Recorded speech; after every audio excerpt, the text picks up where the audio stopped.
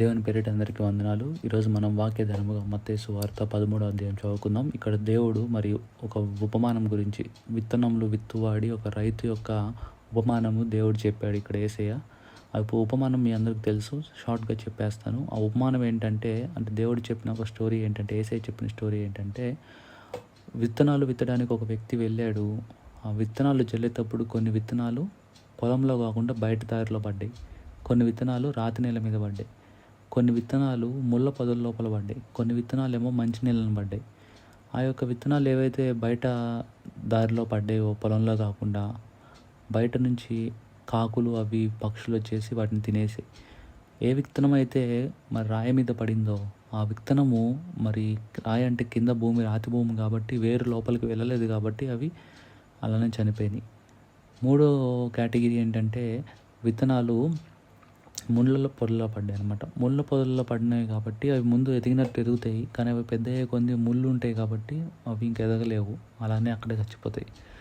అలా కాకుండా మంచి నేలను పడిన విత్తనాలు 30 అంతులుగా, 60 అంతులుగా, 100%, 100 ఫోల్డ్స్ మరి అవి డెవలప్మెంట్ అయినాయి, అభివృద్ధి చెందాయంట. ఈ యొక్క ఉపమానం వీటిలో ఇక్కడ నేను ఈరోజు దేవుడు మీతో మరి ముఖ్యంగా రాతి నేలను పడిన విత్తనాల గురించి మనం చూద్దాం. రాతి నేలను ఇక్కడ ఎల్లో కలర్లో చూడండి. రాతి నేలను విత్తబడిన వాడు వాక్యమును విని వెంటనే సంతోషముతో దానిని అంగీకరించేవాడు.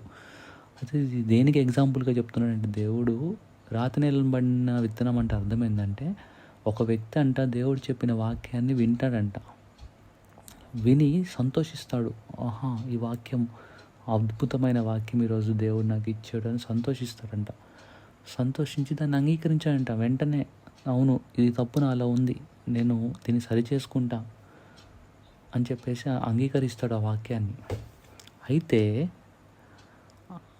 అతనిలో వేరు లేనందున అతడు కొంతకాలము తర్వాత వాక్యము ఆయనలో ఉండదన్నమాట.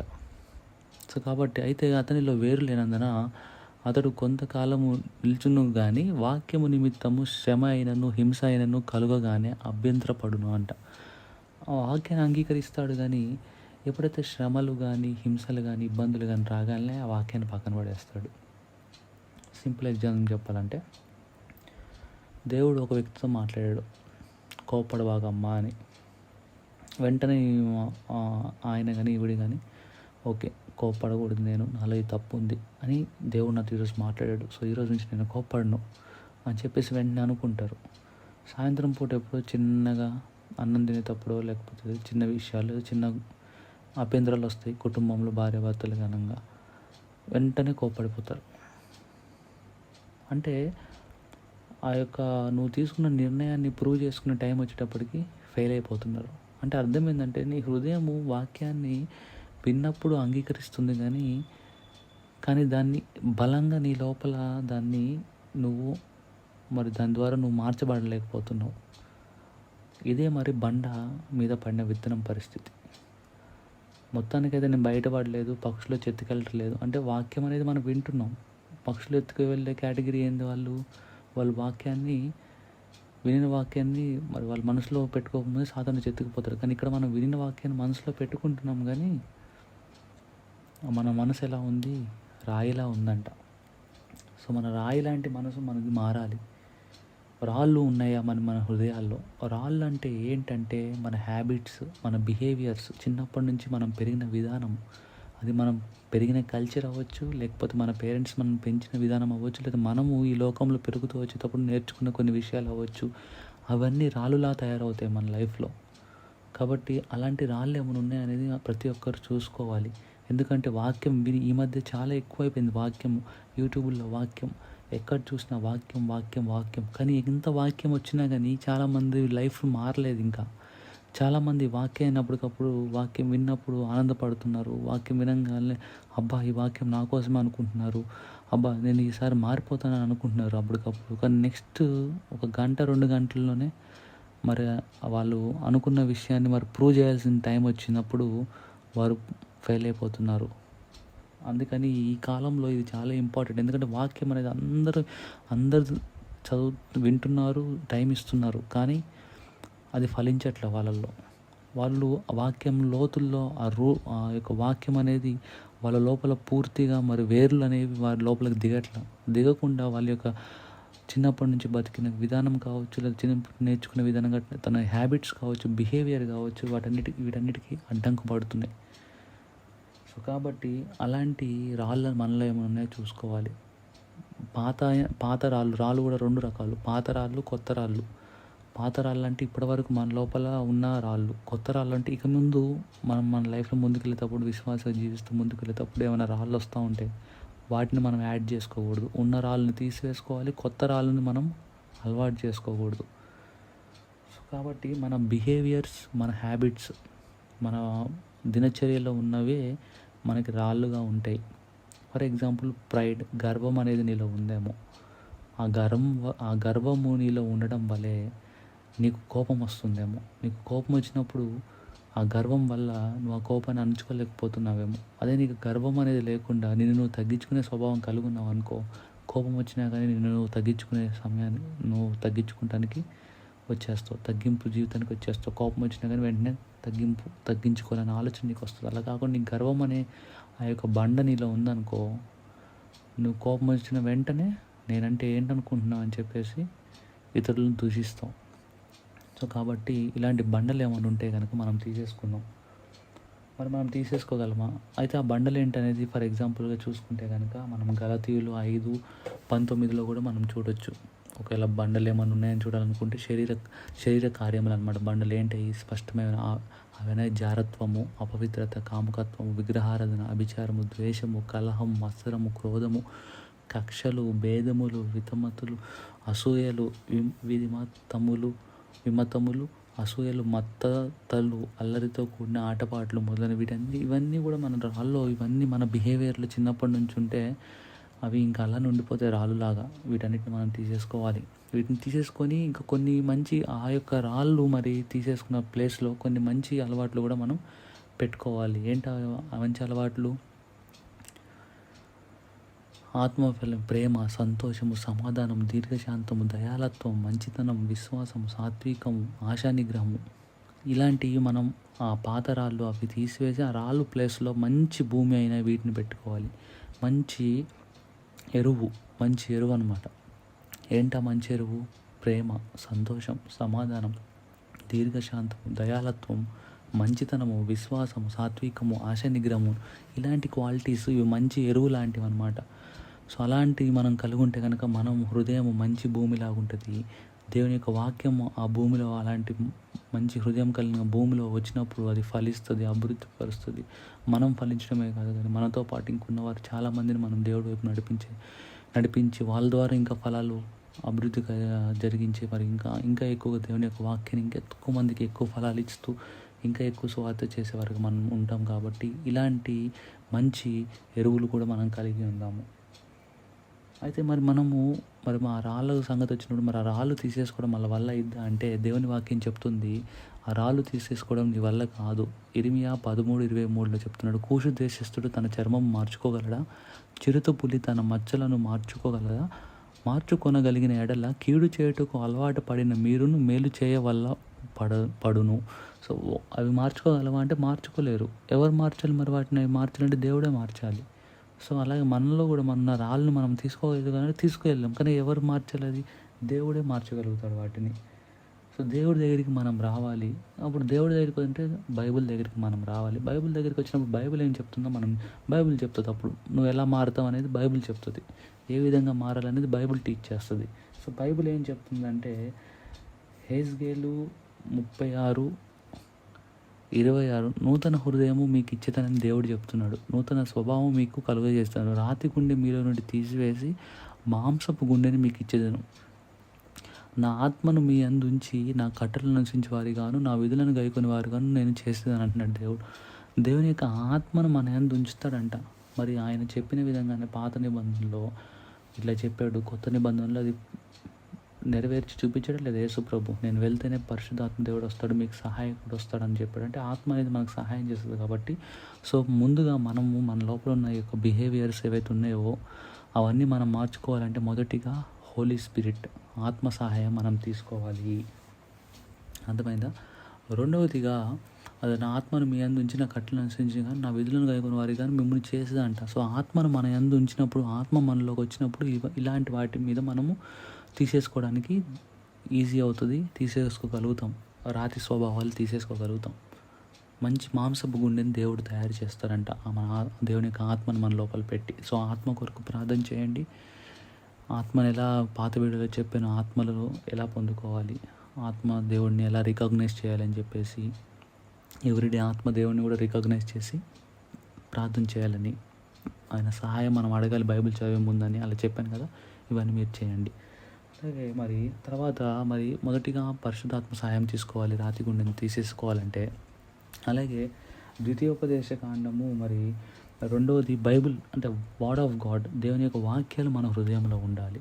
అప్పుడు మన హృదయం రాతి హృదయం పోయి మాంసపు హృదయం, మంచి హృదయం వస్తుంది. మంచి విత్తనాలకి సరిపడా ఎరువు కలిగిన హృదయం మనకు వస్తుంది ఎప్పుడు దేవుని యొక్క వాక్యం మన హృదయంలో ఉన్నప్పుడు. కాబట్టి మీరు నా మాటలను మీ హృదయంలోనూ మీ మనస్సులోనూ ఉంచుకొని వాటిని మీ చేతుల మీద సూచనలుగా కట్టుకునే వలన అవి మీ కన్నుల నడుమ భాసికములుగా ఉండవలను. సో దేవుని యొక్క వాక్యాలు కూడా మనకి తెలిసి ఉండాలి. అందుకే నేను అంటాను, మొదటిగా బైబిల్ చదవడం అనేది చాలా ఇంపార్టెంట్. ఆ తర్వాత యూట్యూబ్ వీడియోస్ అయినా ఏవైనా కానీ. అలాగే బైబిల్ చదవడమే కాదు కానీ ఆ యొక్క వాక్యాలు, ఒకవేళ వాక్యం టు వాక్యం డైరెక్ట్గా మీకు గుర్తుంచుకోలేకపోయినా కానీ కనీసం మినిమం టు మినిమం ఆ వాక్యం యొక్క అర్థం మీకు గుర్తుండాలి. సో ఇలా వాక్యాన్ని మీరు కలిగి ఉండాలి. మొదటిగా పరిశుద్ధాత్మను కలిగి ఉండాలి. పరిశుద్ధాత్మ శక్తిని మీరు రికగ్నైజ్ చేయాలి. అలాగే రెండోదిగా వాక్యాన్ని రికగ్నైజ్ చేయాలి. ఎందుకంటే యేసు ప్రభు కూడా మత్తయి సువార్త 4:1-11 సాతాన్ని ఆ విధంగానే వాక్యం ద్వారా యేసు ప్రభు జయించాడు. అలాగే మనం కూడా మన రాతి హృదయాన్ని తీసేసుకోవాలంటే మనం కూడా వాక్యాన్ని మన హృదయంలో దాచిపెట్టుకోవాలి. వాక్యం మీ హృదయంలో ఉండాలంటే ఎవ్రీడే మీరు వాక్యం చదివితేనే అది మీ హృదయంలో ఉంటుంది. సో ఎవ్రీడే వాక్యం చదవండి. తర్వాత మూడోదిగా ప్రార్థన అనేది మనం చేయాలి. మీకు ఆల్రెడీ నేను చెప్పాను ప్రార్థన విషయమై. ఎక్కడ చెప్పాను? పాత వీడియోలో చెప్పాను. కావాలంటే ఒకసారి చూడండి. పర్సనల్ ప్రేయర్, ఒంటరిగా ప్రార్థన చేయడం అనేది దున్నుకోవడంతో సమానం అంట. దున్నినప్పుడు ఏమవుతుందంటే రాళ్ళన్నీ వెళ్ళిపోతాయి. ట్రాక్టర్తో దున్నుతారు. ఎందుకు దున్నుతారంటే లోపల ఉన్న రాళ్ళు రప్పలు ఏమైనా ఉంటే, ఏమైనా చెడు ఉంటుంది అంతా వెళ్ళిపోద్దని దున్నుతారు. అలాగే ప్రార్థన కూడా ఒంటరి ప్రార్థన. ఆ ఒంటరి ప్రార్థనలో కూడా మీకు చెప్పాను, ఒంటరి ప్రార్థన అంటే కేవలం ప్రార్థించడమే కాదు కానీ పాటలు పాడడము, ప్రార్థించడము, వాక్యం చదువుకోవడము, దేవుడితో సహవాసం కలిగి మనిషితో మాట్లాడినట్టు దేవుడితో నువ్వు మాట్లాడతాం, అలాగే దేవుడు మాట్లాడే మాటలు బైబిల్ ద్వారా నువ్వు చదవడము. అలా ఒకరికొకరు ఒక రిలేషన్షిప్ కలిగి మీరు ఒక సమయం స్పెండ్ చేస్తే దాన్ని పర్సనల్ ప్రేయర్ అంటారు. సో ఎవ్రీడే పర్సనల్ ప్రేయర్ ఉండాలని చెప్పి ఒక వీడియో కూడా నేను మీకు చేశాను ఆల్రెడీ. వీలైతే ఈ యొక్క వీడియోలో మీకు ఐ బటన్లో పైన కానీ లేకపోతే కింద డిస్క్రిప్షన్లో కానీ దాని లింక్ ఇస్తా, అది చూడండి. అది చాలా ఇంపార్టెంట్. ప్రేయర్ యొక్క ఇంపార్టెన్స్ ఏంటి, ఈ రాయి లాంటి హృదయాలను లేదా మనలో ఉన్న రాళ్ళను తీసేసుకోవడానికి ప్రేయర్ యొక్క ఇంపార్టెన్స్ ఏందో దాంట్లో ఉన్నది. అలాగే ఇప్పుడు మూడోది ప్రార్థన అనమాట. అంటే మొదటి హోలీ స్పిరిట్, రెండోదేమో మనకి దేవుని వాక్యము, మూడోదేమో ప్రేయర్. నాలుగవదిగా మీరు చూస్తే దేవునికి మనం లోబడి ఉండాలి. మనము లోబడి ఉండాలి. ఇర్మియా 4:3 యూదావారికి యెరూషలేము నివాసులకు యెహోవా ఇలాగ సెలవిచ్చినాడు, ముళ్ళ పొదలో విత్తనం చల్లక మీ బీడు భూములను దున్నిడి, అవిధేయులై ఉండుట మానుకొని మీ దృష్టిని బట్టి ఎవడున్నా. సో అవిధేయులై ఉండడం కూడా మనం మానుకోవాలని చెప్పి దేవుని వాక్యం చెప్తుంది అనమాట. అదే అవిధేయులై ఉండడం మనం మానుకోవాలి. దేవునికి మన హృదయాన్ని ఇచ్చి మనం సరెండర్ అవ్వాలి. అర్థమైందా? దేవునికి మన హృదయాన్ని ఇచ్చి మనం దేవునికి సరెండర్ అవ్వాలి. సో సరెండరింగ్ టు గాడ్, దేవునికి మనం సరెండర్ అవ్వడం అనేది నాలుగవది. అప్పుడే మనము మన లోపల ఉన్న రాళ్ళు తీసేసుకోగలుగుతాం. మనం సరెండర్ అవ్వగలుగుతాం అంటే సరెండర్ అవ్వలేము. సరెండర్ అవ్వగలుగుతారు దేవుడికి తమను తాము అర్పించుకోగలరు. కొంతమంది హృదయాలు దేవునికి అర్పించలేరు, ఆ పాపాల నుంచి బయటకు పడలేరు. అప్పుడు ఏమంటాడంటే దేవుడు ఫాస్టింగ్ ఉండమన్నాడు. సో ఐదవదిగా మనము ఫాస్టింగ్ ఉండాలి. ఎందుకంటే యోవేలు 2:12 వాక్యం ఇప్పుడు 2:12 ఇప్పుడైతే మీరు ఉపవాసం ఉండి కన్నీరు విచ్చు దుఃఖించు మనోపూర్వకంగా తిరిగి నా యుద్ధకు రండి, ఇదే యెహోవా వాక్ అంట. సో ఉపవాసాలు ఉండమన్నాడు దేవుడు. ఉపవాసం ఉండండి. అలాగే కొత్త నిబంధనలో కూడా మనం చూసాము, సాతాన్ని శిష్యులు ఎల్లగొట్టలేకపోయినప్పుడు దేవుడు శిష్యులు అంటారు, ఇంతకుముందు ఎల్లగొట్టాక కొన్ని సాతాన్లు, ఈ సాతాన్ని మేము ఎందుకు ఎల్లగొట్టలేకపోతున్నామంటే మీరు కేవలము ప్రార్థన మరియు ఉపవాసాల ద్వారా ఇలాంటి పెద్ద పెద్ద సాతాన్ని ఎల్లగొట్టగలుగుతారని చెప్పి దేవుడు చెప్తాడు. సో కాబట్టి ఉపవాసం అనేది మనము అలాగే ఉపవాస ప్రార్థన అంటే ఏదో కూడా నేను వీడియో ఆల్రెడీ చేశాను. ఈ ఉపవాస ప్రార్థన కేవలం తినకుండా ఉండడం కాదు.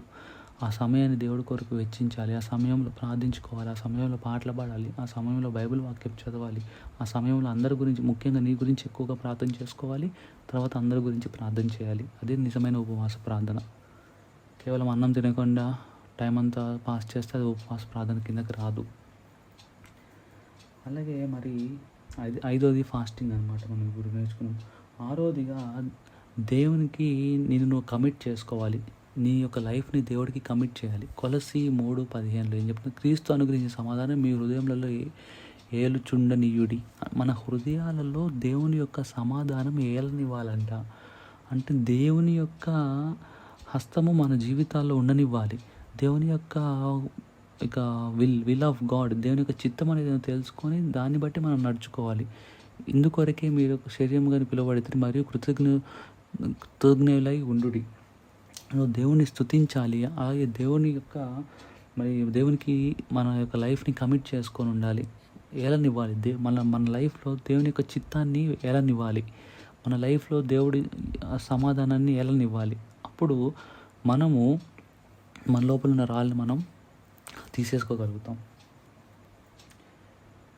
అలాగే అంటే ఏలనివ్వాలి అంటే ఎందుకంటే మీకు ఎలా చెప్పాలంటే కమిట్ టు ద లార్డ్ అన్నా కానీ లేకపోతే సరెండర్ అన్నా కానీ రెండు ఒకే విధమైన మీనింగ్ వస్తున్నాయి. అయితే సరెండరింగ్, కమిట్మెంట్ రెండు ఒకేలాగా ఉన్న దానికి ఎగ్జాంపుల్ ఏం చెప్పాలంటే, ఇప్పుడు ఫర్ ఎగ్జాంపుల్ ఎవరో నీకు కోపం తెప్పించారు, నువ్వు కోప్పడే టైం అది. కానీ అలాంటి టైంలో నువ్వు కనుక దేవుని యొక్క సమాధానము నీలో ఏలనిచ్చావనుకో, దేవుని జ్ఞాపకం చేసుకున్నావు అనుకో, దేవుని యొక్క సమాధానం నువ్వు ఆ టైంలో జ్ఞాపకం చేసుకొని దాని వైపు నువ్వు మొగ్గు చూపి కోప్పడకుండా ఉన్నావు అనుకో, అప్పుడు ఏమవుతుంది? నీలో ఉన్న కోపం అనే రాయి వెళ్ళిపోతుంది, గర్వం అనే రాయి వెళ్ళిపోతుంది. సో కాబట్టి అలా ఏలనివ్వాలన్నమాట దేవుణ్ణి. అయ్యో ఆ మనిషి ముందు నేను తక్కువైపోతా, ఇప్పుడు కోపడపోతే నేను ఆ మనిషి ముందు తక్కువైపోతానని చెప్పేసి, లేదా తప్పుడోడిని అయిపోతానేమో అని చెప్పేసి కోపడతాం. కానీ అలాంటి టైంలో అలా అనుకోకుండా నేను తగ్గించుకొని కనుక దేవుని యొక్క సమాధానాన్ని నీ మీద అధికారం చేసే విధంగా నువ్వు కనుక ఎలా చేస్తే కనుక ఆ సమయంలో నువ్వు తగ్గించుకొని నీకున్న రాళ్ళని తీసేసుకోగలుగుతాం. సో ఈ విధంగా కమిట్ చేయాలి నీ యొక్క. అలాగే రోమా 5:5 ఎందుకనగా నీ నిరీక్షణ మనల్ని సిగ్గుపరచదు, మనం అనుగ్రహింపబడిన. సో ఎందుకంటే ఈ నిరీక్షణ కూడా కలిగి ఉండాలి. చాలామందికి నిరీక్షణ కూడా ఉండదు కాబట్టి ఈ రాళ్ళని తీసేసుకోలేకపోతారు. అన్నీ అనుకుంటారు, నేనే చేయాలి, నేనే కోప్పడాలి, నేను కోప్పడితేనే ఇప్పుడు కరెక్ట్, లేకపోతే నాకు అవమానం కలుగుతుంది అని. అలా కాకుండా నేను ఇప్పుడు కోప్పడను, నేను శాంతిగా ఉంటాను, దేవుడే చూసుకుంటాడు వాళ్ళని అని కనుక దేవుడు మీద నిరీక్షణ, హోప్ కనుక నీకు కలిగి ఉంటే కనుక పరిశుద్ధమైన దేవుని ప్రేమ మన హృదయంలో కుమ్మరింపబడి ఉన్నదంట. సో దేవుని యొక్క ప్రేమ పరిశుద్ధాత్మ ద్వారా మన హృదయంలో కుమ్మరింపబడింది కాబట్టి అలా రాళ్ళు ఏవైతే ఉంటాయో, ఆ రాళ్ళ స్వభావాలు ఏవైతే ఉంటాయో అవి మనలోకి మనం ప్రదర్శించాల్సిన సమయం వచ్చినప్పుడు వాటిని ప్రదర్శించకుండా ఉంటే కనుక, దేవుని నిరీక్షణ, హోప్ ఉంటే కనుక మనం దేవుడే చూసుకుంటాడు అనే నిరీక్షణ మనకుంటే మనము కోపడకుండా, లేకపోతే ఏమైనా తప్పు చేయాలన్నా చేయాల్సిన తప్పులు మనం చేయకుండా మనం ఆపుకుంటాం. కాబట్టి ఆ సమయాల్లో అది నిరీక్షణ మనం అక్కడ కనపరుస్తాం. కాబట్టి రాళ్ళు ఏవైతే ఉన్నాయో రాళ్ళు ఆటోమేటిక్గా మనలో నుంచి దూరం అయిపోతాయి. అలాగే మరి దేవుని నమ్మిక కలిగి ఉండాలి. సామెతలు నీ స్వబుద్ధిని ఆధారం చేసుకొనక నీ పూర్ణ హృదయంతో యెహోవా యందు నమ్మకం ఉంచమంటాడు. నీ స్వబుద్ధిని చాలామంది మన స్వబుద్ధిని ఆధారం చేసుకుంటాం అనమాట, మన ఓన్ థింకింగ్ అనమాట. ఇందాక చెప్పిన ఎగ్జాంపుల్ లాగానే ఈ సమయంలో వాడు నన్ను నీ మాట అన్నాడు, నేను తిరిగి ఏదైనా మాట అనకపోతే అందరు నాది తప్పు అనుకుంటారు, లేకపోతే నేను తిరిగి ఏదైనా మాట అనకపోతే వాడు ఇంకా నా మాట ఎన్నటికీ వినడని చెప్పేసి కోపం, క్రోధం వాడి మీద చూపించాలి, లేదా వాడిని ఇప్పుడు ఏదో ఒకటి చేయాలి, వాడిని పోలీసులు పట్టేయాలి, లేదా వాడిని కొట్టియాలి రౌడీలతో.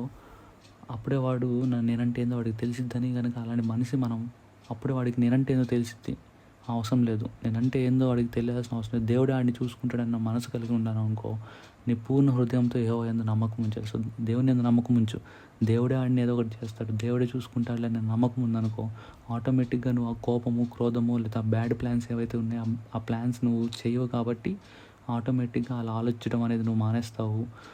అలాగా రాక్స్ అలాంటి స్వభావం, ఆ రాతి లాంటి గుండె వెళ్ళిపోతుంది నీ దగ్గర నుంచి. ఏవైతే దేవుని వాక్యం నీళ్ళు ఫలించకుండా చేస్తున్న రాళ్ళు ఏవైతే ఉంటాయో ఆ రాళ్ళు వెళ్ళిపోతాయి. అలాగే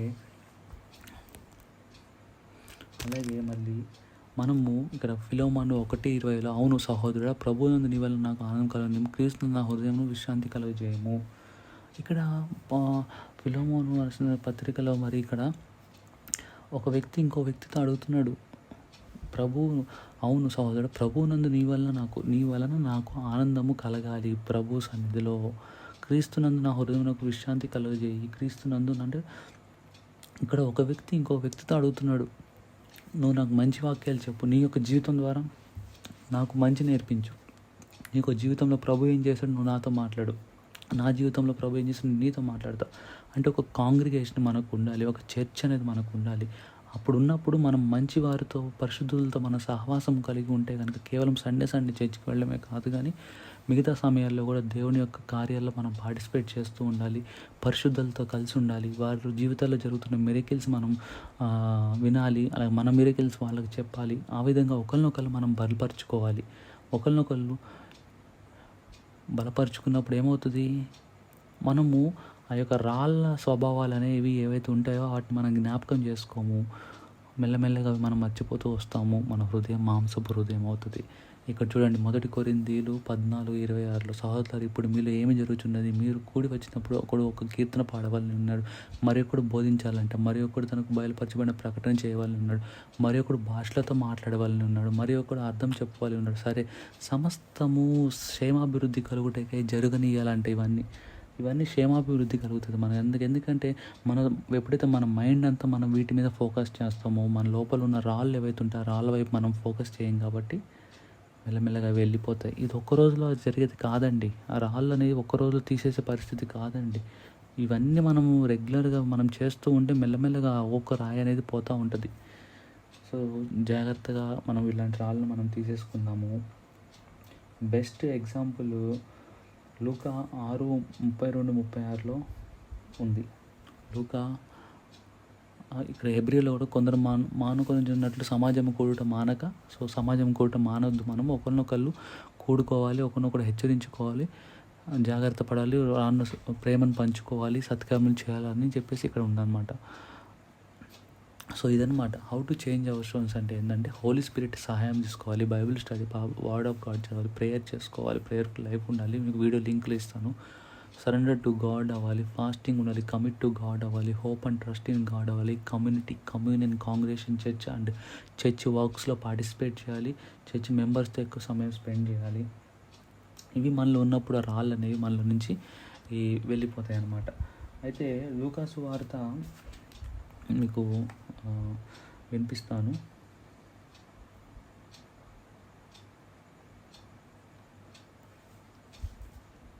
అయితే లూకా సువార్త 6:32-30 లూకా సువార్త